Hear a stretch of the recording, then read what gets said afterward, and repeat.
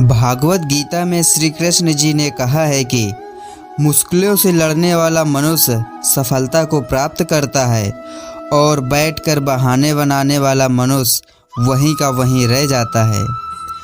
जो इंसान किसी की कमी को पूरा करता है वो सही अर्थों में महान होता है। जब इंसान की ज़रूरत बदल जाती है तब इंसान के बातचीत करने का तरीका भी बदल जाता है। परिवर्तन ही संसार का नियम है। एक पल में हम करोड़ों के मालिक बन जाते हैं और दूसरे पल में ही हमें लगता है कि हमारे पास कुछ भी नहीं है। श्री कृष्ण जी कहते हैं कि जिस तरह से प्रकाश की ज्योति अंधेरे में चमकती है, ठीक उसी प्रकार सत्य भी चमकता है। इसलिए हमेशा सत्य की राह पर चलना चाहिए और हमेशा सत्य का साथ देना चाहिए। समय का चक्र बहुत तेज चलता है, इसलिए ना तो अपने बल का अहंकार करें और ना ही अपने धन पर कभी घमंड करें। बीते हुए कल और आने वाले कल की चिंता इंसान को नहीं करनी चाहिए, क्योंकि जो होना है वही होगा और जो होता है अच्छा ही होता है। इसलिए इंसान को वर्तमान का आनंद लेना चाहिए। हम जो भी कर्म करते हैं उसका फल हमें भोगना ही पड़ता है। इसलिए कर्म करने से पहले एक बार विचार जरूर करना चाहिए। जिंदगी की चिंताएं ज़्यादा बड़ी नहीं होती हैं, हमारी सोच ही उन्हें बड़ा बना देती है।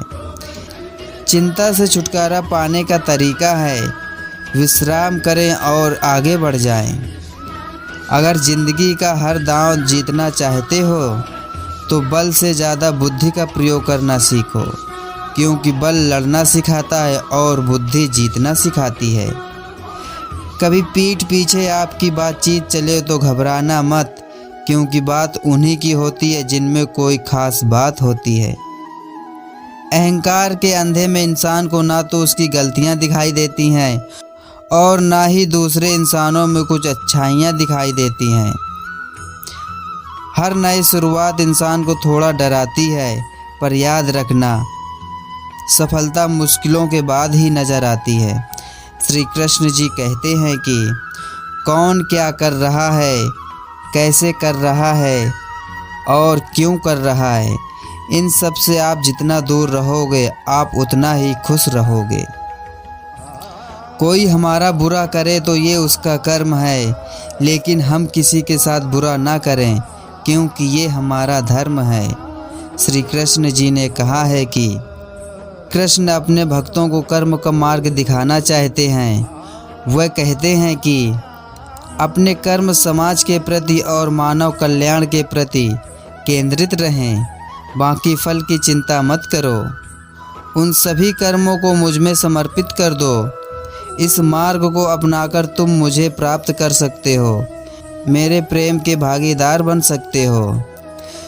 जो दुष्ट लोग होते हैं वे कठोरता से ही मानते हैं और उनको समझाने के लिए कठोर व्यवहार करना आवश्यक है।